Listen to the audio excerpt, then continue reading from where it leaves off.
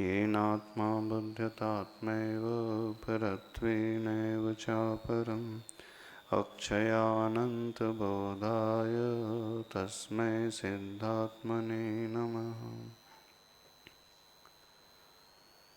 तत्व क्या कहलाता है? श्लोक नंबर 36 में आचार्य भगवान बता रहे,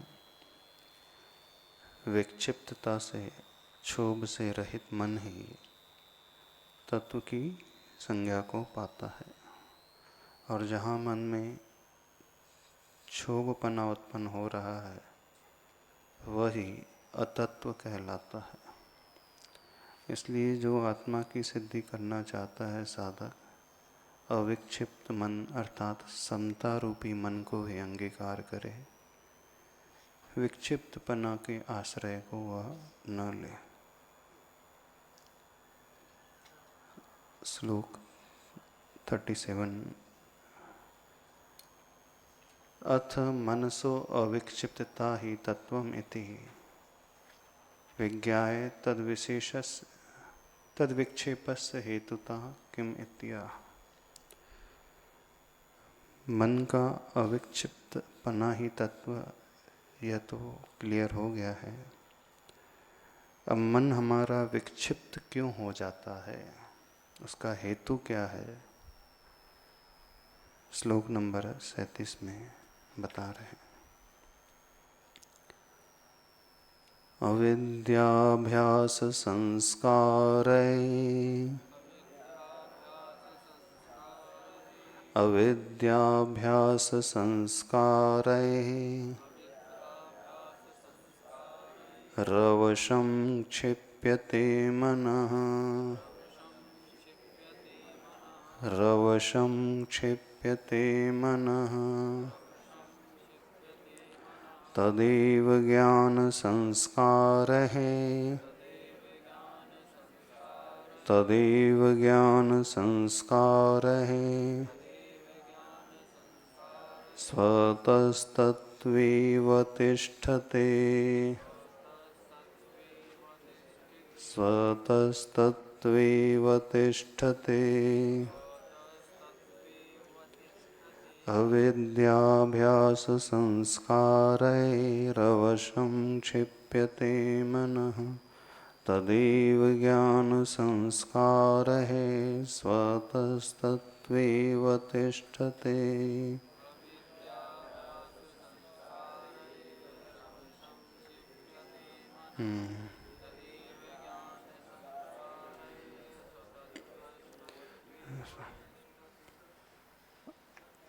अविद्या का अभ्यास, अविद्या के अभ्यास वाले संस्कार के द्वारा अवशम क्षिप्यते मनः, संधि विच्छेद करेंगे तो अविद्या धन अभ्यास धन संस्कार है, विसर्ग हो जाएगा। मूल रूप में विसर्ग था और अवश था, उसकी संधि होकर के रवशम बना। अविद्याभ्यास संस्कार है अवशम क्षिप्यते मनः। यह संस्कार अनादिकाल से हर आत्मा के भीतर गहरा बैठा हुआ है। कई बार प्रश्न उठता है, हम सोचते भी हैं, विचारते भी हैं कि हमारे मन में क्षोभ उत्पन्न नहीं होना चाहिए, राग का भाव, द्वेष का भाव पैदा नहीं होना चाहिए, क्रोध आदि उत्पन्न नहीं होना चाहिए, समता बनी रहनी चाहिए। क्यों नहीं बनी रहती समता? क्यों संसारी जीव बार बार छोटे छोटे निमित्तों से प्रभावित हो जाता है? कई लोग कहते हैं, जब स्वाध्याय करते हैं, शास्त्र को सुनते हैं, व्याख्या सुनते हैं, प्रवचन सुनते हैं, उस समय तो सब अच्छा अच्छा लगता है और मन कहता है कि अब हम बिल्कुल वैसे ही रहेंगे, वैसे ही पालन करेंगे, लेकिन थोड़ी देर के पश्चात वो सब गायब हो जाता है। मन वहीं चलायमान हो जाता है। मन में वो क्षोभपना अपने आप ही पैदा हो जाता है, न चाहते हुए भी समता खो जाती है। यह जीव विषमता की ओर लुढ़क जाता है। कितनों की परेशानी है ये? शायद सबकी परेशानी। जब तक श्रवण कर रहे हैं तब तक ठीक, जब तक पढ़ रहे हैं बात समझ में आ रही तब तक ठीक, और थोड़ी देर बाद एज इट इज ज्यों के त्यों। तो ऐसा क्यों होता है, क्या कारण है? तो श्लोक नंबर 37 में वही कारण आचार्य भगवान बता रहे हैं। अविद्या का अभ्यास, और यही एक संस्कार है। अविद्या अभ्यास संस्कार है। अविद्या के अभ्यास वाले संस्कारों से अवश्यम मनः क्षिप्यते, आत्मा के वश में नहीं रहता यह मन, क्षुब्ध हो जाता है, वहीं ढलान की ओर बहने लगता है। वशीभूत नहीं रहता है, अवश्य हो जाता है, ये कहा जा रहा है। तो अविद्या क्या कहलाती है? अविद्या शब्द अपने आप में कह रहा है विद्या का जहाँ अभाव हो जाता है वो अविद्या कहलाती है। इस समाधि तंत्र ग्रंथ में विद्या अविद्या का प्रयोग बहुत अधिक हुआ है। आचार्य प्रवर पूज्यपाद स्वामी आचार्य प्रवर समंत भद्र स्वामी जी ने विद्या शब्द का प्रयोग अथवा अविद्या शब्द का प्रयोग किया है, और आचार्य प्रवर श्री कुंद कुंद स्वामी जी ने हमेशा समय सार आदि प्रवचन सार आदि ग्रंथों में नाण शब्द का प्रयोग किया है, ज्ञान शब्द का। और उस ज्ञान के अभाव में वो अज्ञान कहते हैं। बंद के प्रत्ययों का जब वर्णन आता है तो मिच्छत्तम अविरमणम अन्नाणम, वहाँ अज्ञान शब्द का प्रयोग अधिक है। और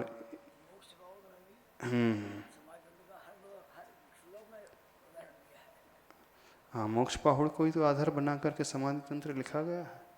पहले तो मोक्ष पाहुड़ था, वो प्राकृत में लिखा हुआ था। उन्हीं की गाथाओं को आलम्बन लेकर के समाधि तंत्र ग्रंथ में श्लोक के रूप में आचार्य पूज्यपाद स्वामी जी ने वर्णन किया। तो अविद्या शब्द, विद्या का अभाव जहाँ हो जाता है वो अविद्या कहलाती है, और विद्या का अर्थ होता है ज्ञान। जहाँ व्यक्ति का ज्ञान छूट जाता है, ज्ञान से अर्थ मति ज्ञान शुद्ध ज्ञान यहाँ पर नहीं लगाना, और अविद्या का अर्थ कुमति को शुद्ध नहीं लगाना मुख्य रूप से। तो अविद्या का अर्थ लगाना कि ज्ञान रहित हो जाता है। जब ये जीव विवेक रहित हो जाता है, मोह से प्रभावित हो जाता है, तो वो कहलाती है अविद्या। जिसे सिद्धांत ग्रंथों में मोह का नाम दिया है, इस अध्यात्म ग्रंथ में उसे अविद्या के नाम से कहा गया है। तो अविद्या का अभ्यास ही ये जीव हमेशा से करते हुए आया है। मोह से प्रभावित होकर के ही वह चलते हुए आया है, और मोह से प्रभावित होकर सारे कार्य उसने किए हैं। उसके मन की सोच भी वैसी रही है, वचनों का प्रयोग भी, शरीर का प्रयोग भी, यानी मन वचन काया तीनों का प्रयोग मोह से प्रभावित हुआ है। और वो धीरे धीरे धीरे धीरे एक संस्कार बनता चला गया। और एक संस्कार ऐसा बन गया कि मन चाहते हुए भी वश में नहीं रहता और लुढ़क जाता है, बह जाता है विषयों की ओर, बह जाता है कमी की ओर, गंदगी की ओर, ढलान की ओर। तो यदि हम अपने उस तत्व को पाना चाहते हैं, क्षोभ से ऊपर उठना चाहते हैं, तो हमेशा हमें उस मोह को देखना पड़ेगा, उस पुराने संस्कार को तोड़ने के लिए नए अच्छे संस्कार पैदा करने के लिए कुछ प्रयोग करना होगा। आचार्य श्री एक उदाहरण हमेशा देते थे। घर में यदि हींग की डिब्बी होती है, हींग उसमें से समाप्त हो जाए तो भी उसकी गंध जाती है? नहीं जाती? नहीं जाती है। उसी हींग की डिब्बी में यदि केसर भर के रख दी जाए तो और उस केसर का प्रयोग खीर आदि में, व्यंजन आदि में किया जाए तो क्या होगा? किसका स्वाद आएगा? कौन सी गंध आएगी? केसर का स्वाद आएगा कि हींग की गंध आएगी? हींग का स्वाद आएगा। क्यों? ऐसा क्यों? हींग का क्यों आना चाहिए? डिब्बी में भरकर तो केसर रखी गई थी, आना तो केसर का स्वाद चाहिए, पर केसर का स्वाद ना आकर के वो हींग का ही स्वाद आता है। सोबत का असर। अच्छा, अब तो सोबत नहीं है, उस डिब्बी में कुछ भी नहीं, खाली है। साफ की उसने, सर्फ से पूरी धोई है, हाँ, राख से भी मांझी है। अब यदि ये चाहें कि उस हींग की गंध ना आए, मात्र केसर की ही गंध आए, तो क्या करना पड़ेगा बताओ?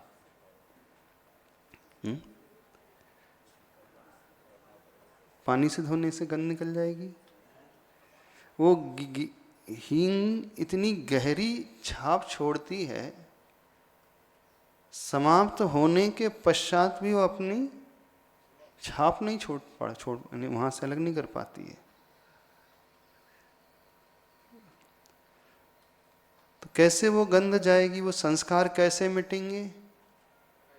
पानी से धोना पड़ेगा, राख से मांजना पड़ेगा। अच्छा, कितने दिन तक उसमें हींग की गंध आती रहेगी? एक आध महीने में निकल जाएगी? केसर आप उसमें रोज भरते रहो, रोज निकालते जाओ, तो केसर की गंध कब से शुरू होगी उसमें? 2-4 दिन में? 1 महीने में? 2 महीने में?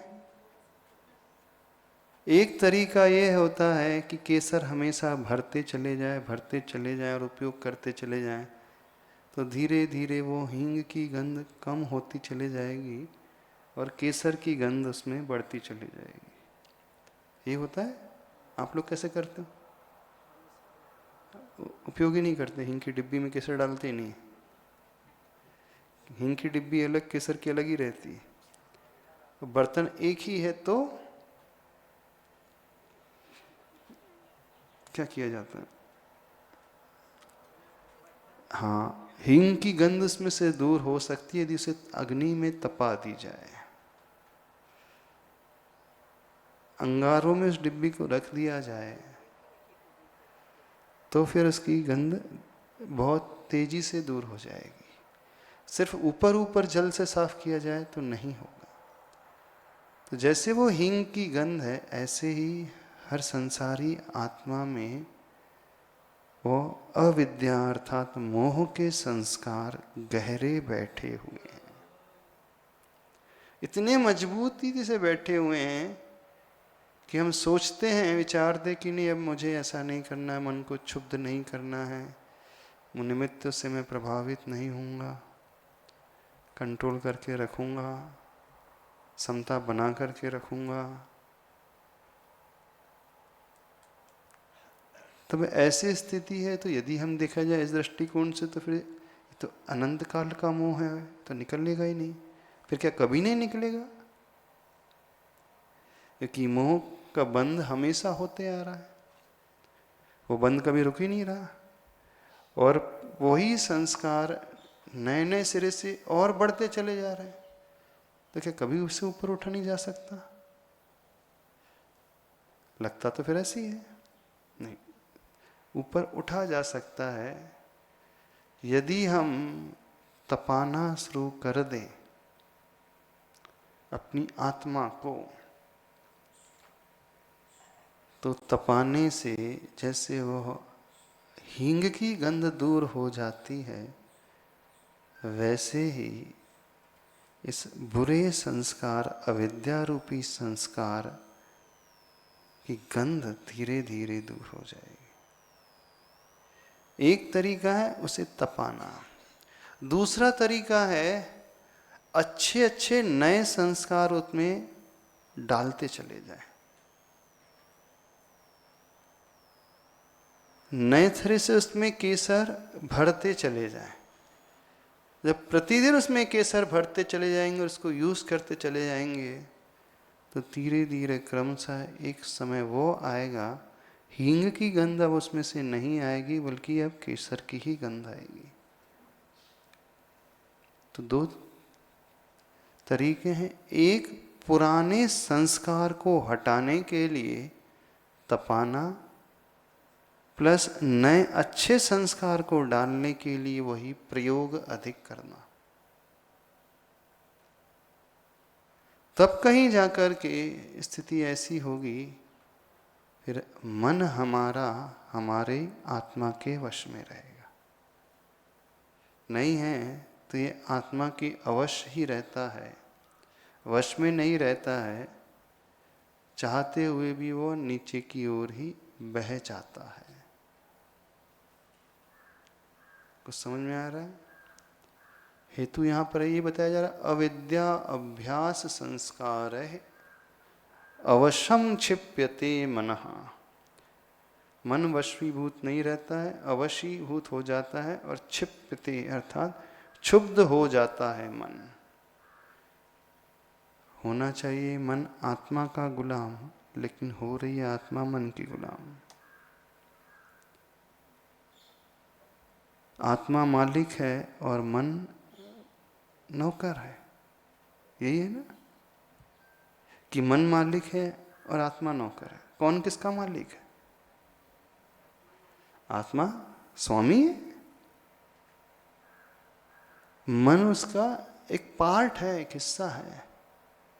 आत्मा द्रव्य है, मन उसकी पर्याय है। तो मन हमारी आत्मा का स्वामी नहीं है, हमारी आत्मा मन का स्वामी, मन की स्वामी है।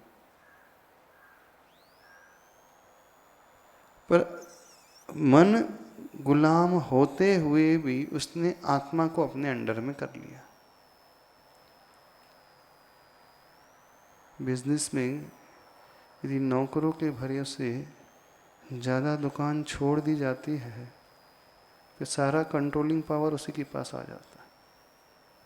फिर मालिक को कुछ पता ही नहीं चलता क्या चल रहा है, क्या आ रहा है, क्या जा रहा है, किससे लेना, किसे देना।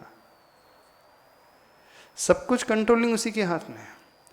वो तो सिर्फ नाम मात्र के लिए रह जाता, उसे पता ही नहीं है किससे लेना है, कहाँ से खरीदी करना है, किसको सप्लाई करना है। ऐसा होता है। यदि छोड़ दे वो आदमी, वो मालिक दुकान में आना छोड़ दे, तो धीरे धीरे नौकर स्वयं मालिक बन जाता है और मालिक बाहर हो जाता है। ऐसा ही सबके साथ हो रहा है। हर व्यक्ति ने अपने आप को छोड़ दिया है, और मन जो नौकर था, गुलाम था, वह मालिक बन करके बैठ चुका है। वो जो ऑर्डर करता है उसी के अनुरूप अब हमारी आत्मा कार्य कर रही है। जो वो चाहता है वैसा ही अब हम निर्णय ले लेते। हर व्यक्ति का निर्णय वही है ना, क्या खाना, क्या पीना, कब उठना है, कब सोना है, कोई कंट्रोल नहीं है। सोचता तो है कि मैं सवेरे जल्दी उठूंगा, और जैसे ही सवेरे आता है, अलार्म बजता है, अलार्म बंद किया फिर सो जाता है व्यक्ति। अलार्म बंद करता है, तुरंत सो जाता है। जितने लोग भी हैं सोचते हैं कि नहीं अच्छे से रहना, अच्छे से नियम का पालन करना, अच्छे से सारे कार्य करना, अभी अच्छा अच्छा लगता है, लेकिन जैसे कोई निमित्त मिलता है वो सो लुढ़क चाहता है। एक अविद्या रूपी अभ्यास का संस्कार गहरा बहुत बैठ चुका है। अभी संस्कार अनादिकाल का है, क्योंकि अनादिकाल से ये जीव मिथ्या दृष्टि ही रहा है। अनादिकाल से जीव ये संसार में भटक रहा है, संसार के चतुर्गति के दुखों को पा रहा है। अनादिकाल से वो चार संज्ञा ज्वरा तुरा, पंडित आसादर जी ने लिखा है, चतुः संज्ञा ज्वरा तुरा, चार संज्ञाओं रूपी ज्वर से ये आतुर है। इसी का बुखार उसे चढ़ा हुआ है। आहार संज्ञा, भय संज्ञा, मैथुन संज्ञा और परिग्रह संज्ञा, इसी में वो लगा हुआ है और उसी के अनुरूप वह जीवन जीता है, उसी के अनुरूप उसकी सोच है, उसी के अनुरूप उसके सारे कार्य हैं। एक इंद्री से लेकर असंगी पंचेंद्री जितने भी तिरंज गति के जीव हैं, पशु आदि हैं, बेचारे भी तो आहार संज्ञा से ही परेशान रहते हैं ना। बस भोजन ही तलाशते रहते, इसके अलावा कुछ नहीं। लेकिन अब जो थोड़ा विकास हो जाता है, पंचेंद्री संगी बन जाता है, मन आ जाता है, मन आते ही अब उसकी दूसरी संज्ञाएं ज़्यादा प्रभाव दिखाने लगती। वैसे तरस आदि जीव जो विकलत रहे उनमें भी संज्ञाएं हैं, भय संज्ञा रहती है, परिग्रह संज्ञा है, मैथुन संज्ञा है। मेन रोल उस अवस्था में प्राय आहार संज्ञा का ही रहता है। बाकी तीन संज्ञा तो गौण प्राय ही रहती हैं, होती हैं कभी कभी, लेकिन मन आते ही अब दूसरी संज्ञा भी प्रभावी होने लगती हैं। और ये चारों ही संज्ञाएं अनादिकाल से लगी हुई हैं संसारी जीव में, सब में। इन्हीं संज्ञाओं के ज्वर से वह पीड़ित है, बुखार से पीड़ित है, और उसी के अनुरूप वह जीवन जीता चला जा रहा है। तो अविद्या अभ्यास संस्कार है अवशम क्षिप्यते मनः। अविद्या रूप अभ्यास के संस्कार से वशीभूत न करते हुए मन को, मन अवश हो जाता है और क्षिप्यते अर्थात क्षुब्ध हो जाता है। वही हीन की दशा है। तब उसका उपाय क्या है? तो निचली पंक्ति में आचार्य पर उसका उपाय बता रहे हैं। तदेव ज्ञान संस्कार है स्वतः तत्वे अवतिष्ठते।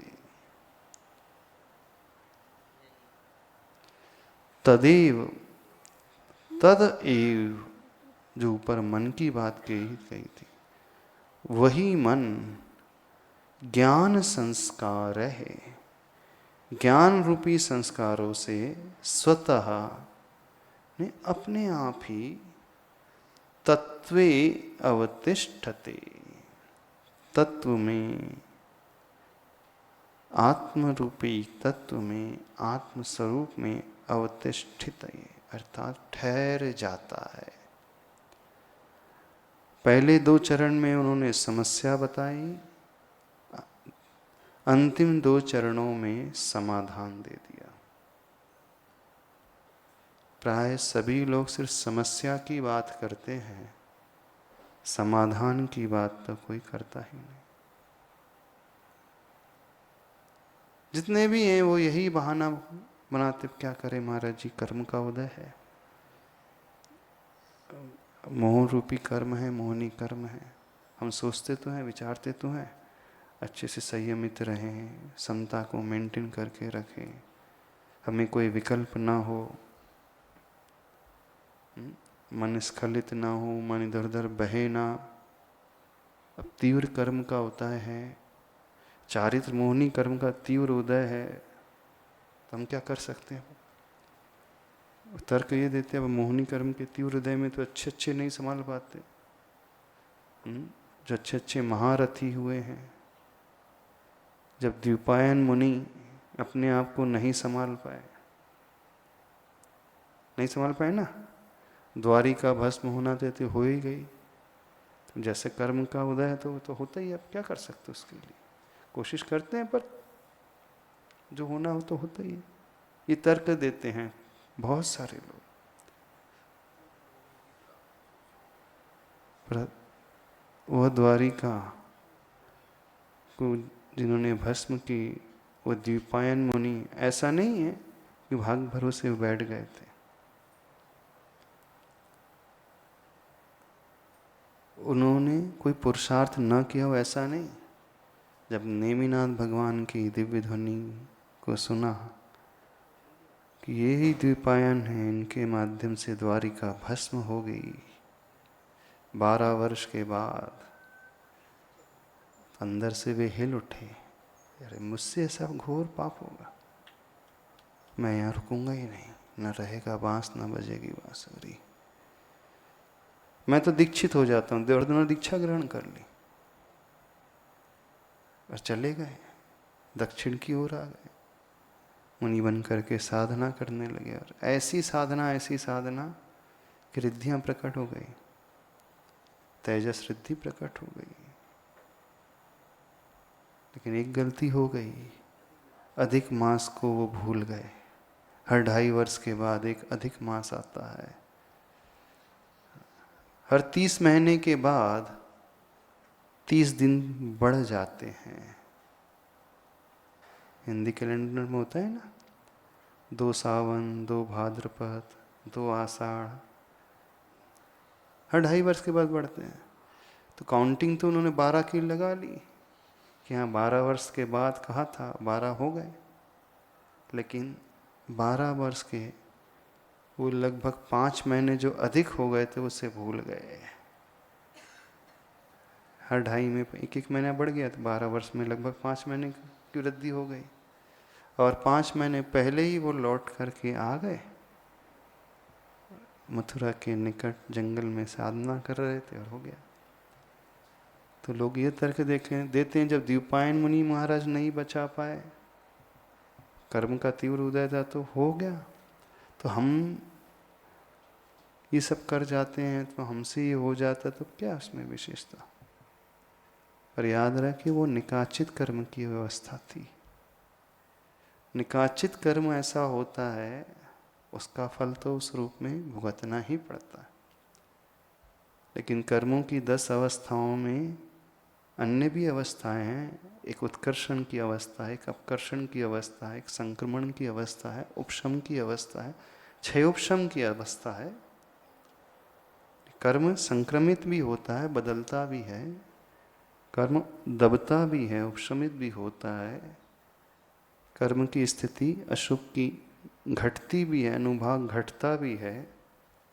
कर्म की शुभ कर्म की स्थिति बढ़ती है और अनुभाग भी बढ़ता है। ये पुरुषार्थ अधीन है। संक्रमण करना, उत्कर्षण करना, अपकर्षण करना, उपशमित करना, ये वर्तमान के पुरुषार्थ पर आधारित रहता है। यदि ये न हो तो फिर किसी जीव का कल्याण कभी संसार से हो ही नहीं सकता, क्योंकि अनंतानंत जितने भी जीव हैं, सभी जीवों की आत्मा में वे कर्म बने हुए हैं, उनकी सत्ता तो है ही। और सबसे प्रधान उसमें मोहनी कर्म की सत्ता है। अब वो पूर्व में कर्म बांधा है तो उसका उदय तो आएगा, जब उदय आएगा तो फल मिलेगा, और फल मिलेगा तो पुनः राग द्वेष करेगा, और राग द्वेष करेगा तो पुनः कर्म बंद होगा। तो ये विशियस सर्कल जो है चलते हुए आ रहा है अनादिकाल से, फिर तो अनंत काल तक चलता रहेगा। कोई इस सर्कल को तोड़ ही नहीं पाएगा फिर तो। वही नहीं मिलता। जैसा हम बांधते हैं वैसा हम भोगते ही नहीं है प्रायः। जो उदय में आता है, बांधा हुआ जिस समय बांधा जाता है वैसा आता ही नहीं। उसकी स्थिति भी घट जाती है, बढ़ जाती है, अनुभाग भी कम हो जाता है, बढ़ता है, और उसमें संक्रमण भी होते रहता है। जो जीव के साथ बांधा था नहीं, वो तो उस रूप में है। तो उसमें बहुत कुछ परिवर्तन, जो कर्मों की अन्य अवस्थाएं हैं, उत्कर्षण, अपकर्षण, संक्रमण, उपशमन, क्षयोपशम, ये पुरुषार्थ अधीन है। ये वर्तमान के पुरुषार्थ के अनुसार होगी, तो इसमें घटन बढ़न होता रहेगा। यदि ये नहीं है तो किसी जीव की मुक्ति कभी नहीं हो पाएगी। अनादिकाल से संसार में था और रहेगा फिर तो, क्योंकि कर्म का उदय हमेशा रहेगा। अब कर्म का उदय में उदय रहेगा तो फिर तो मुझे राग द्वेष करना ही पड़ेगा, क्रोध करना ही पड़ेगा। मेरा मन तो क्षुब्ध हो गई है, मेरा क्या दोष है? मेरे कर्म का दोष है। पूर्व में किया था तो उसका फल मिलना ही है। और कहते भी हैं, स्वयं किए जो कर्म शुभाशुभ फल निश्चय ही वे देते। सामायिक पाठ में रोज पढ़ते कि नहीं? स्वयं कृतं कर्म यदात्मना पुरा फलम तदीयम लभते शुभाशुभम। जो हमने किए हैं कर्म, चाहे शुभ अथवा अशुभ, पूर्व में उसका फल शुभ अशुभ मिलता ही है। कि स्वयं फल दे और तो स्वयं किए निष्फल होते हैं। हमने किए और कोई फल और दूसरा दे दे तो कैसे संभव? फिर तो अपने किए तो गए।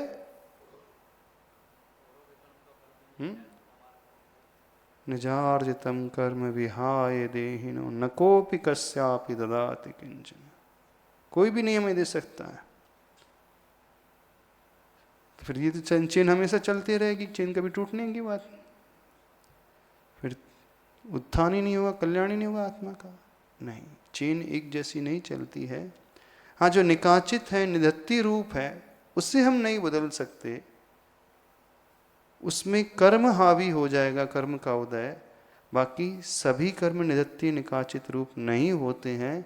उन्हें हम वर्तमान के पुरुषार्थ से संयम का पालन करते हुए, इंद्रियों के विषयों से ऊपर उठते हुए आत्म पुरुषार्थ से बदल सकते हैं। और वही संयम जो है कल्याण कराने वाला होता है।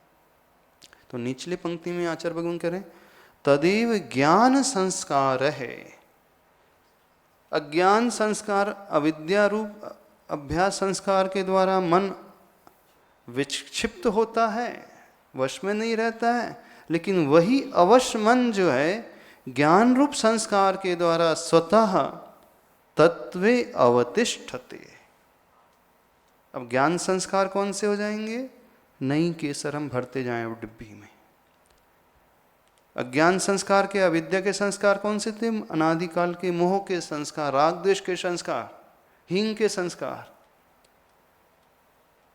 कर्म का उदय आएगा और उसमें उदय में फल भी मिलेगा, उससे हम नहीं रोक सकते। लेकिन उस फल के उदय में, कर्म के उदय के फल में परिणाम कैसे बनाना, ये हमारे हाथ में। कर्म का उदय तो रहेगा पूर्व किया हो, लेकिन उसे हंसते हंसते भोगना कि रोते रोते विक्षिप्त मन से भोगना, ये वर्तमान के पुरुषार्थ पर आधारित है। तो वर्तमान का पुरुषार्थ क्या हुआ? तदेव ज्ञान संस्कार है। ज्ञान रूप संस्कार के द्वारा, अर्थात ज्ञान वह कहलाता है जहाँ पूर्ण जागृति हो जाती है। यहाँ मति ज्ञान शुद्ध ज्ञान की बात नहीं है। यहाँ ज्ञान वो कहलाता है जो चारित्र में ढला हुआ है। वो ज्ञान वो है जो 12 प्रकार के संयम को पालन कर रहा है। जो नियम लिया जा रहा है, जागृति पूर्वक व्रत लिए जा रहे हैं, अशुभ से ऊपर उठ कर के शुभ में जो प्रवृत्ति हो रही है वो ज्ञान संस्कार। शुभ की प्रवृत्ति, शुभ कार्यों में अपने मन को लगाना, 6 आवश्यकों में मन को लगाना, ये ज्ञान संस्कार। पंचेंद्रिय के विषयों के अनुरूप मन को करना, 5 पापों को मन में लगाना, या विद्या का संस्कार, क्षुब्ध हो जाना, क्रोध का भाव पैदा करना, राग का भाव, द्वेष का भाव पैदा कर लेना पूर्व कर्म के वशीभूत होकर के, या विद्या का संस्कार। लेकिन उसी कर्म के उदय में अपने आप को संयमित बनाना, ये ज्ञान संस्कार। आत्मानुशासन जहाँ आ जाता है वो ज्ञान संस्कार कहलाता है। और पर के ऊपर जहाँ शासन की बात आती है वो अविद्या का संस्कार कहलाता है। पर को दबाने की जो बात आती है, रुष्ट होने की बात आती है, पर के ऊपर क्रोधित हो रहा है, ये सब अविद्या का संस्कार। दोनों संस्कार की बात आचार्य प्रवर श्लोक में कर रहे हैं। अविद्या अभ्यास संस्कार के वशीभूत मन जो है क्षिप्त हो जाता है, और वही मन ज्ञान संस्कार है। ज्ञान रूप संस्कार के माध्यम से स्वतः, स्वतः शब्द कह रहा है अब ज़्यादा पुरुषार्थ नहीं करना पड़ेगा, अपने आप ही तत्वे यानी तत्व में, सप्तमी विभक्ति है, स्वतः तत्वे तत्व में अवतिष्ठते ठहर जाता है। जैसे पूर्व अवस्था में हो रहा था, अबुद्धि पूर्वक यह जीव राग द्वेष करता,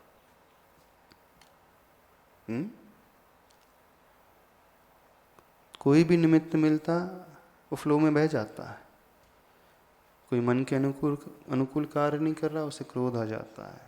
थोड़ा सा कुछ प्राप्त हुआ अभिमान से भरता है, छल कपट है, लोभ है, ईर्ष्या है, शोक है, चिंता है, भय है, जुगुप्सा आदि, ये सब भावना प्राय हर एक की अपने आप होने से लगती है, हो जाती है ना। बोलते ना वो हमारा जी गुस्सा किया थोड़ी जाता, गुस्सा तो आ जाता है। क्रोध किया जाता थोड़ी है, क्रोध तो आ जाता है। क्रोध कौन करता है? कोई नहीं करता क्रोध। क्रोध तो आ जाता है उस समय ध्यान ही नहीं रहता। हाँ, हमने किया, वो वही गलती कर रहा था, वो गुस्सा क्यों दिला रहा था मुझे, वो दिला रहा था तो मैंने कर लिया। मैंने तो कुछ किया ही नहीं, मैं तो शांति से बैठा था, अपना काम कर रहा था, वही आके बीच बीच में टपर टपर करने लगा। बोलते हैं ना ऐसे बहुत सारे लोग, हमारी कोई गलती ही नहीं है, गलती तो उस व्यक्ति की है। हमारी कोई गलती नहीं, गलती इस निमित्त की है। वो क्यों आया हमारे सामने, तो हमें क्रोध का भाव पैदा हो गया, राग का भाव पैदा हो गया। तो आचार्य भगवान कहते हैं संसार में है तो निमित्तों से हम कभी बच ही नहीं सकते। चारों तरफ निमित्त ही निमित्त खचाखच भरे हुए हैं। आँख खोलेंगे तो निमित्त, चलो आँख बंद कर ली हमने। कान में आवाज़ आ गई तो निमित्त, चलो कान को भी बंद कर लिया उंगलियों से। लेकिन मन को कैसे बंद करोगे? आँख बंद है, कान बंद है, हमने मुख बंद कर लिया है, हम किसी को छू नहीं रहे हैं, कुछ कह नहीं रहे हैं, खा नहीं रहे हैं, पी नहीं रहे हैं, सूंघ नहीं रहे हैं, देख नहीं रहे हैं, बिल्कुल। तो संयम करते थोड़ी कि आँख में पट्टी बांध लें, कान को में रुई भर लें ठूस करके, नाक में भी बंद कर लें और मुख में टेप लगा लें और हाथों में रस्सी बांध दें, पैरों में बेड़ियाँ बांध दें। इसका अर्थ थोड़ी संयम। कदाचित यदि एक कमरे में हमने बंद भी कर दिया स्वयं को, अंदर से लॉक करके हम बैठे हैं, बोले नहीं अब कोई निमित्त नहीं रहेगा तो मेरे परिणाम खराब नहीं होंगे, न राग का भाव न द्वेष का भाव। लेकिन मन तो बंद नहीं हो सकता, मन तो उस समय भी भाग रहा है। हाँ, वचन और काय से बंद बच जाएंगे तो प्रारंभिक दशा में ठीक है, लेकिन कब तक?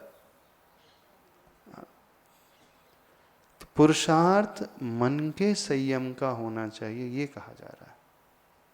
इंद्रिय संयम बाद में। वैसे मूल में देखा जाए तो एक ही संयम है, मन का संयम। फिर उसके विभाजन है 12 प्रकार के संयम के भेद। इसका मन संयमित हो गया तो प्राणी संयम भी पाल जाएगा उसका, और इंद्रिय संयम भी पल जाएगा, 12 संयम अपने आप पल जाएंगे। जिसने मन को जीत लिया सब कुछ उससे जीता जाएगा, कुछ नहीं बचेगा। और मन नहीं जीते, बाकी सारे निमित्त को हटा दिए, तो भी वो मन से तो असंयम कर ही रहा है। तो वो मन का संयमन कैसे आएगा? तदेव ज्ञान संस्कार। अब उपाय आचार्य भगवान बता रहे हैं, ज्ञान के संस्कार को हम डालना सीखें। भले ही अनादिकाल के अज्ञान के, अविद्या के संस्कार रहे हैं, वो हींग भरी है डिब्बी में, यदि हम उसी का रोना रोते रहे कि हमें ऐसी डिब्बी मिली जिसमें हींग रखी थी, हम क्या कर सकते हैं? तो साफ करो उसे, तपाओ उसे, और साथ में नई केसर हमेशा भरते चले जाएं। और नई केसर भरते चले जाएंगे तो एक दिन वो आएगा कि हींग की गंध एकदम मध्यम होते चले जाएगी और केसर की गंध बढ़ती चली जाएगी। अर्थात शुभ की वृत्ति हम बार बार करते चले जाएं, शुभ क्रियाओं का आलंबन बार बार लेते चले जाएं। जब शुभ क्रियाओं का यानी 6 आवश्यक इसीलिए रखे गए हैं, नहीं है तो दीक्षा लेते बैठ जाओ, नहीं, अभी पंचम काल में अथवा चौथे काल में भी हर एक साधक बाहुबली जैसा नहीं होता है, क्योंकि दीक्षा लेते खड़े हो गए तो जब तक केवल ज्ञान होगा नहीं, जब तक उठेंगे नहीं। उसे सब प्रवृत्ति करना पड़ता है, हीन सैनन है, निमित्त मिलेंगे तो कैसे संभाले? 6 आवश्यक दे दिए। इसलिए आचार्य भगवान ने मूलाचार में कहा कि हाँ, उन्होंने एक श्रुत स्कंद दे दिया। श्रुत स्कंद, श्रुत रूपी वह वृक्ष दे दिया, द्वादशांग का। बोले मन जो है उस मरकट की भांति है, चंचल है। और कैसा चंचल है? ऐसा मरकट है, ऐसा बंदर है जिसने शराब पी ली है और बिच्छू ने और डस लिया उसे। वैसे ही बंदर अपने आप में चंचल, और शराब पी ले तो और मचल उठेगा। और बिच्छू और डंक मार दे, क्योंकि जिसे बिच्छू डंक मारता है वो शांत नहीं बैठ सकता, और जिसे सांप डस लेता है वो एकदम मूर्छा में चला जाता है। दोनों में ये अंतर है। सांप डसे तो व्यक्ति एकदम निद्रा में चला जाता है, इस कारण उसे कहा जाता है सांप डसा तो इसे हिलाते रहो, इसे सोने ना दे, बिल्कुल उसे सोने ही ना दे, नगाड़े बजाते रहे, क्योंकि सो गया तो पूरा का पूरा जो है ब्रेन ही उसका फिर डेड होने की संभावना बनी रहती है। इसलिए उसे जगाते रहा जाता है। और बिच्छू डस लेता है तो वो शांत नहीं बैठता, उछलते रहता, उछल कूद करते रहता है, खूब चिल्लाता है वो। तो बिच्छू का जहर ऐसा है, उसको नचाता है, और सांप का जहर ऐसा है, उसे सुलाता है। तो बंदर वैसे ही चंचल है, और शराब का नशा कर लिया है, बोतल लग गई उसके हाथ में, बिच्छू ने डंक मार दिया, फिर क्या कहना? एक तो करेला, ऊपर से नीम चढ़ा, तो ये और भागेगा। तो फिर आचार्य भगवान ने उसके लिए कहा कि हाँ ठीक है, भाग रहा है भागने दो, लेकिन शुभ में भागने दो। तो श्रुत स्कंद दे दिया उन्हें। हाँ, बोले श्रुत का स्कंद है, इसी वृक्ष में घूमना है और कुछ नहीं करना है। एक ग्रंथ से दूसरे ग्रंथ, दूसरे ग्रंथ से तीसरी ग्रंथ, स्वाध्याय करते चले जाओ। 6 आवश्यक दे दिए, प्रतिक्रमण करें, स्वाध्याय करें, स्तुति दे दी, बोले हाँ भगवान की स्तुति करो, बीच में भगवान की वंदना करें। ये सारे के सारे ज्ञान संस्कार को पैदा करने के माध्यम हैं। तो जो भावों से भर कर के समर्पण का भाव अपने भीतर लाते हुए, श्रद्धा का भाव लाते हुए इस आवश्यकों की क्रियाओं को पालन करेगा, तो ये आवश्यक कैसे हैं? उस केसर की भांति हैं। अब जब हम आवश्यक प्रतिदिन अच्छे से करते चले जाएंगे तो उसका क्या असर होता है? अब एक नया संस्कार पैदा हो रहा है, ज्ञान रूपी संस्कार। और ये नहीं समझना कि अज्ञान का, अविद्या का संस्कार अनंत काल का है, तो अनंत काल के संस्कार को तोड़ने के लिए भी अनंत काल लगेंगे, ऐसा नहीं होता। भले ही वर्षों से उसमें हींग रखी हो, लेकिन अग्नि में डिब्बी रख दें तो वर्ष नहीं लगेंगे कई, कुछ समय में ही वो हींग की गंध जो है दूर हो सकती है। तो वैसे अविद्या के संस्कार भले ही अनंत काल के इस आत्मा में है, उस संस्कार को तोड़ने के लिए अनंत वर्ष नहीं लगेंगे। बस जागृति अपने भीतर लेकर के आए तो वो संस्कार बहुत जल्दी टूट सकते हैं। इसलिए आगम में आता है कि अधिक से अधिक 32 बार भावलिंगी जो संत होते हैं, अधिक से अधिक कितने बार बनना पड़ेगा? अनंत काल की परंपरा को तोड़ने के लिए मैक्सिमम भी हुआ तो 32 बार, 32। इतने प्रयोग में वो पुराना संस्कार टूट जाएगा और ज्ञान का नया संस्कार पैदा होता चला। ये तो मैक्सिमम लिमिट है, उससे कम में भी हो जाता है। जब हम आदिनाथ भगवान का चरित्र देखते हैं, पार्श्वनाथ भगवान का चरित्र देखते हैं, तो प्राय 10-12 भाव की कथा आती है, उसी में उनका कल्याण हो गया। मुनि जब बने 10 भाव की कथा थी ना, उससे पहले वो अनादिकाल का मिथ्यात्व ही था उनका। चाहे महावीर भगवान का चरित्र उठा करके दो, 63 साल का पुरुष के चरित्र उठा करके देखें, 32 भर तो कम टाइम, कम बार ही कम ही जीव होते कि 32 लगते हैं। उससे पहले ही वो कल्याण कर जाते हैं। कैसे कल्याण करते हैं? बस उन आवश्यकों को, उन क्रियाओं को बड़े श्रद्धा से भर कर के वो पालन कर रहे हैं, और जब पालन किया जाता है ये कहलाएगा ज्ञान का संस्कार। विवेक पूर्व जागृति को रखते हुए क्रिया की जाए तो अब नया ज्ञान का संस्कार है, और ये ज्ञान का संस्कार आए तो स्वतः ही अपने आप यह आत्मा उस तत्व में ठहर जाएगी। ये संस्कार डालने का अर्थ क्या हो गया? अब हमारे अवचेतन मन में वही अच्छी अच्छी बातें आएगी, फिर उसे सपने भी वैसे आएंगे, अबुद्धिपूर्वक भी स्वतः ही वो अच्छे कार्य करने लगेगा। इसलिए मंत्र जाप कहा जाता है। मंत्रों को बार बार फेरो तो क्यों? एक ज्ञान का संस्कार डालने के लिए, पुराने संस्कार को तोड़ने के लिए। इसलिए ये विधि बताई जाती कि मंत्र जाप करो, कुछ मन नहीं लग रहा तो जाप दो, नमोकार मंत्र की माला फेरो बार बार, जितनी फेर सकते हो, 15, 20, 25, 30, जितनी आपकी क्षमता है रोज फेरते चलिए। तो किसी का मन मंत्र में लगता तो मंत्र जाप, किसी का मन स्वाध्याय में लगता स्वाध्याय के लिए फिर श्रुतस्कंद दे दिया, किसी का मन सामायिक में लगे तो सामायिक करे, ध्यान में लगे तो ध्यान करे, देववंदना में लगे तो देववंदना करे, स्तुति में लगे तो स्तुति में कर ले। वैयावर्ती में जितने भी शुभ कार्य हैं, शुभ मनोयोग वाली प्रवृत्ति, शुभोपयोग की जो वृत्तियां होती हैं, वो ज्ञान संस्कार कहलाते हैं। तो ज्ञान संस्कार के माध्यम से स्वतः ही तत्व में यह आत्मा अवतिष्ठ हो जाती है, ठहर जाती है। और जब वो ठहर गई तो अब विक्षिप्त हमारा मन नहीं होगा, बल्कि अविक्षिप्त मन रहेगा। अच्छा, श्री की हिंदी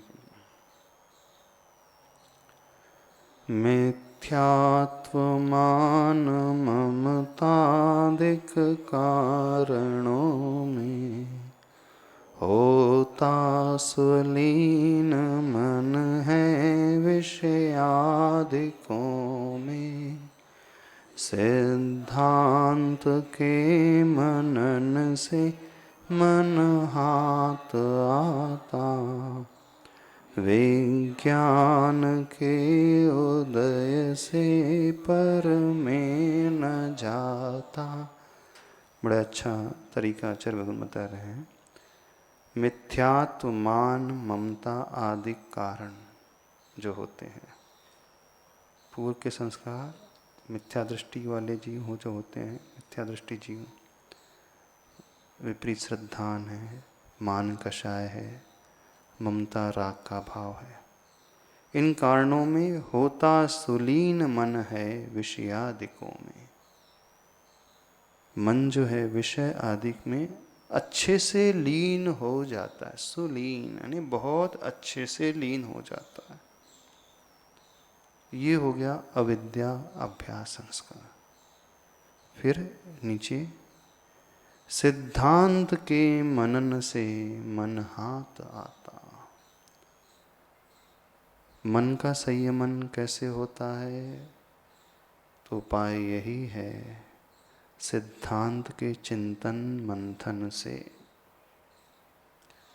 शास्त्रों के स्वाध्याय से। इसलिए स्वाध्याय को परम तप कहा है। अनादिकाल के संस्कार को तोड़ने का एकमात्र उपाय है सिद्धांत का चिंतन मनन करना।